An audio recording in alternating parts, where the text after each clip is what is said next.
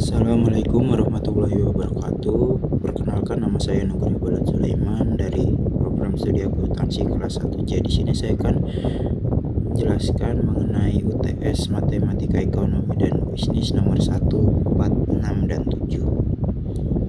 Oke, kita akan mulai dari nomor 1.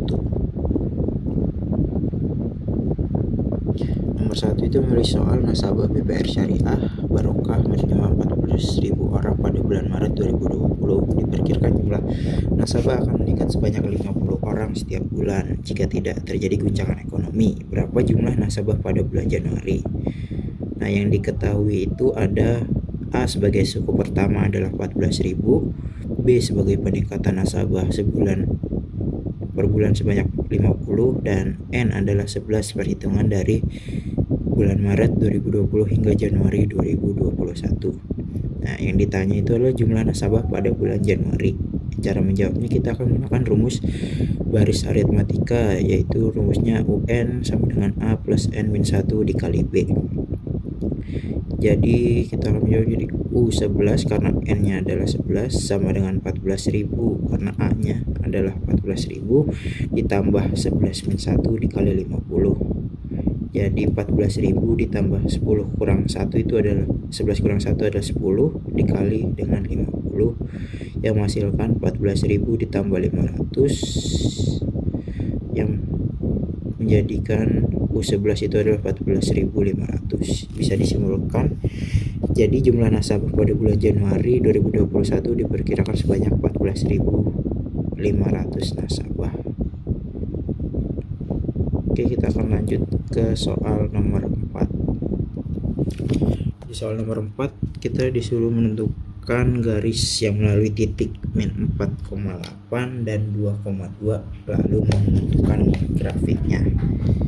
Diketahui itu ada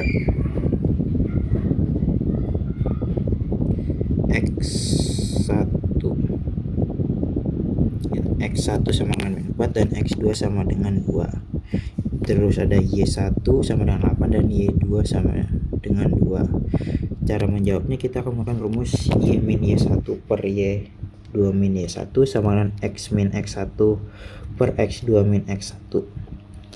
Kita akan masukkan angka-angka yang telah diketahui ke dalam rumus, yaitu menjadi Y min 8 per 2 min 8 sama dengan X plus 4 per 2 plus 4, menjadikan Y min 8 per min 6 karena 2 dikurang 8 sama dengan min 6 sama dengan X plus 4 per 2 tambah 4 adalah 6.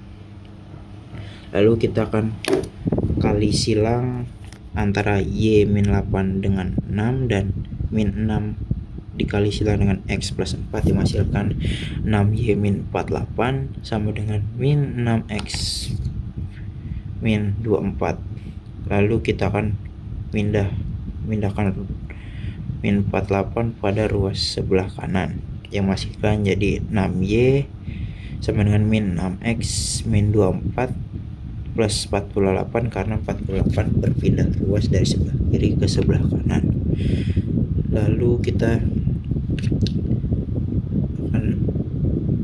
Y sama dengan min 6X plus 24. 24 didapatkan dari min 24 plus 48 yang menghasilkan 24 per 6, itu kita langsung bagi aja biar tidak terlalu lama, yang menghasilkan Y sama dengan min X plus 4 didapatkan dari min 6X dibagi 6 dan 24 dibagi 6. Lalu untuk menentukan grafik dari kedua titik tersebut dapat ditentukan dengan cara sebagai berikut, yaitu dengan Y sama dengan min X plus 4.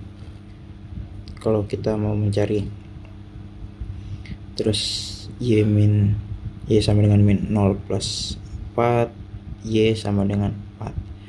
Lalu kita akan mencari sumbu X, titik di X nya itu 0 sama dengan min X plus 4 sama dengan X sama dengan 4. Dari jawaban tersebut dapat ditentukan titik 4,4 yang dibuat menjadi grafik sebagai berikut. Ini adalah contoh grafik yang telah ditemukan. Lanjut ke nomor 6. Gambarlah grafik fungsi kuadrat y sama dengan 10x kuadrat min 1 dengan menentukan titik potong dengan sumbu y, titik potong dengan sumbu x, dan titik puncaknya. Nah, yang kita ketahui itu ada y sama dengan 10x kuadrat min 1. Yang diketahui itu ada a sama dengan 10, b-nya 0, dan c-nya itu min 1. Rumusnya untuk menentukannya ada x1 2 sama dengan min b kuadrat plus minus akar b kuadrat min 4ac dibagi dengan 2a. Kita masukkan angka yang diketahui ke dalam rumus. Jadi min 0 plus minus akar 0 kuadrat min 10 dikali min 1 per 2 kali 10 yang menjadikan x1, dan 2 itu menjadi min 10 plus minus akar 40 dibagi 20. Lalu nolnya kita hapus saja karena min 0 itu nggak ada, jadi kita langsung aja akar 40 disederhanakan menjadi 2 akar 10 per 20. Lalu kita sederhanakan kembali dengan cara 2 nya itu dibagi 2 dan 20 dibagi 2 menjadi akar 10 per 10, dan ditemukan x1 sama dengan 0,3162 dan x2 sama dengan min 0,3162. Setelah menentukan titik x, maka selanjutnya tentukan titik y. Cara menentukan titik y dengan cara mengubah x menjadi 0, yaitu dengan y sama dengan 10x kuadrat min 1. Lalu x nya diubah menjadi 0, jadi 10x 0 kuadrat min 1. Seperti yang kita tahu, kalau 0 dipangkatkan masih tetap 0, dan 10 dikali 0 sama dengan 0, yang menjadikan y adalah min 1. Setelah itu kita menentukan titik puncaknya. Rumusnya itu min b per 2a, min b kuadrat min 4ac atau per 4a, yaitu min 10 per 2 kali 10, min 0 kuadrat min dikurang 4 kali 10 dikurang min 1 per 4 kali 10, yang menghasilkan jadi min 0 per 20, min 0 kuadrat plus 40 per 40, yang menghasilkan titik puncaknya yaitu 0,01. Di sini ada grafik yang seperti yang digambarkan. Titik puncaknya kita ditemukan adalah min 1. Min 1-nya terletak pada y yang terletak pada di bawah ini, dan x-nya, x1-nya itu ada 0,3162 dan x2-nya ada min 0,3162. Lanjut, kita akan menjelaskan nomor 7. Suatu barang mempunyai kecenderungan permintaan sebagai berikut. Jika harganya 20, jumlah yang diminta 120 unit, tetapi bila harganya naik menjadi 50, permintaannya hanya 60 unit. Sementara itu di lain pihak, jika harganya 20, produsen menawarkan sejumlah 20 unit, dan bila harganya naik menjadi 50, produsen menaikkan pula jumlah yang ditawarkan menjadi sebanyak 110 unit. Tentukan A. Fungsi permintaan, B. Fungsi penawaran, C. Keseimbangan pasar, dan D. Buatlah diagram Cartesiusnya. Nah, yang kita ketahui ada permintaan yaitu Q1 sama dengan 120, Q2 nya 60, P1 20, dan P2 nya 50. Sedangkan penawaran ada Q1 20, Q2 110, P1 20, dan P2 50. Lanjut, di sini kita akan menyelesaikan fungsi permintaannya terlebih dahulu. Rumus fungsi permintaan ada Q min Q1 per Q min Q2 min Q1 sama dengan P min P1 per P2 min P1. Lalu kita masukkan seperti yang telah diangka ya ke dalam rumus yang telah kita ketahui. Q dikurang 120 per 60 min 120 sama dengan P min 20 per 50 dikurang 20 yang menghasilkan Q min 120 per min 60 sama dengan P dikurang 20 per 30. Lalu kita kali silang Q min 120 dengan 30 dan min 60 dikali dengan P min 20 yang menghasilkan 30 Q min 3600 sama dengan min 60 P plus 1200. Lalu kita pindah ruas min 3600 nya dari sisi kiri ke sisi kanan yang menjadikan dia plus 3600. 30 Q sama dengan min 60 P ditambah 4800 yang didapatkan dari 1200 ditambah 3600. Lalu kita akan menentukan Q nya dengan cara membagi min 60 P plus 4800 dengan 30 yang menghasilkan min 2P plus 160. Tapi untuk menjadikannya fungsi permintaan kita menukar posisi antara 160 dan min 2P menjadikan yang tadinya min 2P plus 160 menjadi 160 min 2P.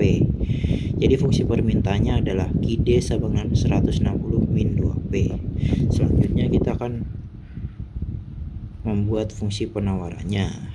Rumusnya sama dengan fungsi permintaan, yaitu Q min Q1 per Q min Q2 min Q1 sama dengan P min 1 per P2 min P1. Q min 20 per 110 min 20 sama dengan P min 20 per 50 min 20. Q sama dengan 20 per 110 kurang 20 sama dengan 90 sama dengan P min 20 per 30. Hasil dari 50 dikurang 20.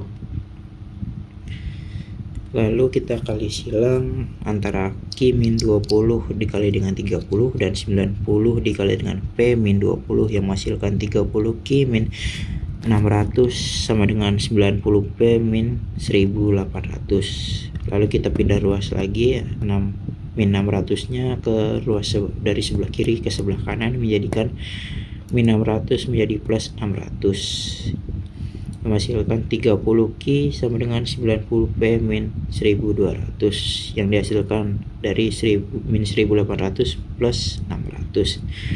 Lalu kita akan menentukan Q nya lagi untuk penawaran, yaitu dengan dibagi dengan 30, jadi 90P plus 1200 dibagi dengan 30 yang menghasilkan 3P min 40.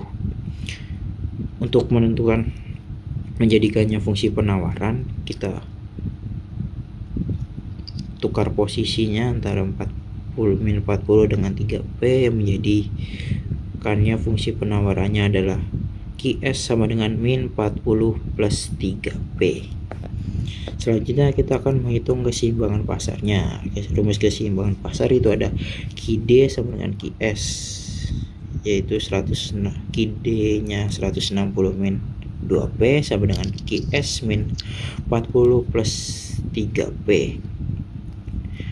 Lalu kita, supaya lebih mudah, kita tukar antara plus 3P nya dengan 160. Plus 3P dipindah dari ruas kanan ke ruas kiri menjadi min 3P, lalu 160 dipindah dari ruas kiri ke ruas kanan menjadi min 160, yang mana itu menjadikan min 2P dikurang min 3P sama dengan min 40 dikurang 160 yang menjadikannya min 5P sama dengan min 200. Nah, untuk menentukan P nya sama dengan min 200 dibagi dengan min 5 yang menghasilkan P sama dengan 40. QD sama dengan 160 min 2P, yaitu QD 160 min 2 kali 40 yang menjadikannya 160 dikurang 80 yang menjadikannya Q sama dengan 80.